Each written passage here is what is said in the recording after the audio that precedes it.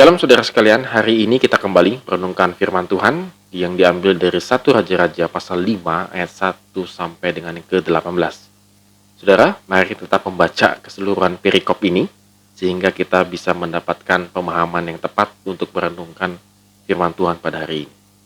Saudara, dulu orang yang pintar itu dianggap pasti berhasil dalam kehidupannya.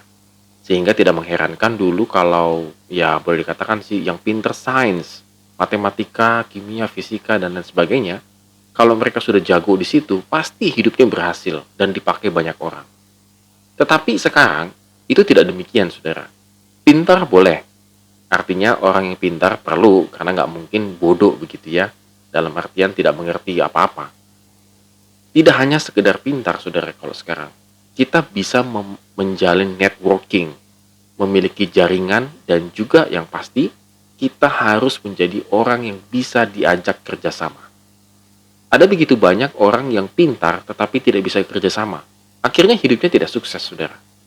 Tetapi ada begitu banyak juga orang yang biasa-biasa saja, tidak terlampau pintar, tetapi karena dia enak untuk diajak kerjasama, maka hidupnya berhasil. Sehingga usaha apapun yang ia bangun pasti berhasil. Saudara, kalau kita mulai merenung-renung gitu ya, kenapa ya bisnis saya itu kok seret gitu ya, biar kenapa pekerjaan itu kok saya sulit. Jangan-jangan kita adalah termasuk orang yang sangat sulit untuk kerjasama. Berbeda dengan Salomo. Salomo mendapatkan hikmat dari Tuhan dan dia mengirimkan surat kepada Raja Tirus. Dia mengatakan bahwa ayahnya Daud tidak membangun bait Allah itu bukan karena Daud itu tidak memiliki kemampuan untuk membangun bait Allah, tetapi pada masa itu memang belum aman negeri Israel. Masih banyak peperangan yang harus dimenangkan oleh Daud. Sehingga tidak mungkin membangun bangunan sambil berperang. Itu akan sangat sulit. Dan masanya Salomo pada saat ini adalah masa yang tenang dan damai dan juga tentram. Artinya banyak sekali berkelimpahan lah gitu ya. Duitnya banyak lah kira-kira begitu. Maka pada saat itu bagi Salomo adalah inilah yang tepat bagi dia untuk membangun bait Allah. Tetapi Salomo tahu dia tidak bisa sendirian dengan membangun bait Allah. Padahal dia memiliki hikmat Tuhan.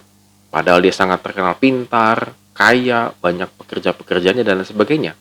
Tetapi dia sadar dia membutuhkan yang namanya Raja Tirus. Di ayat yang ke-6 dikatakan begini, sebab engkau tahu bahwa di antara kami tidak ada seorang pun yang pandai menebang pohon sama seperti Sidon, orang Sidon. Saudara, aneh ya, nebang pohon kok nggak bisa begitu ya. Tidak seperti orang Sidon. Saya juga nggak tahu, saudara, bagaimana cara mereka menebang pohonnya begitu ya. Pada masa itu gitu ya.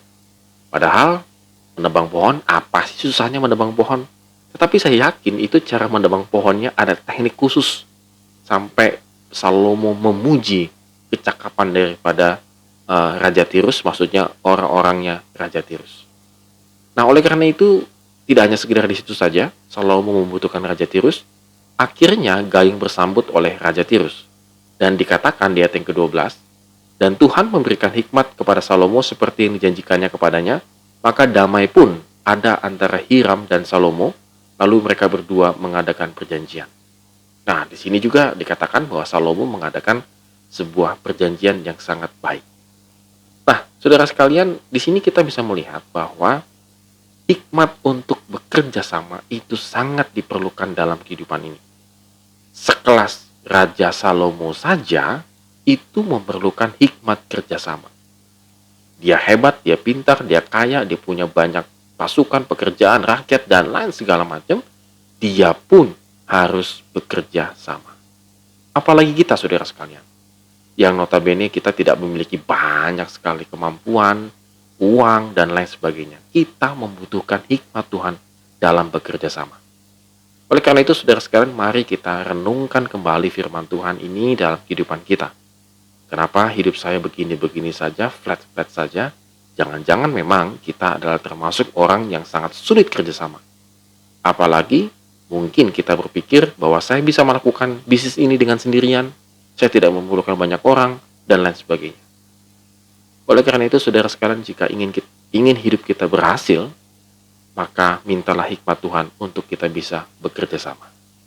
Amin. Tuhan Yesus memberkati kita hari ini.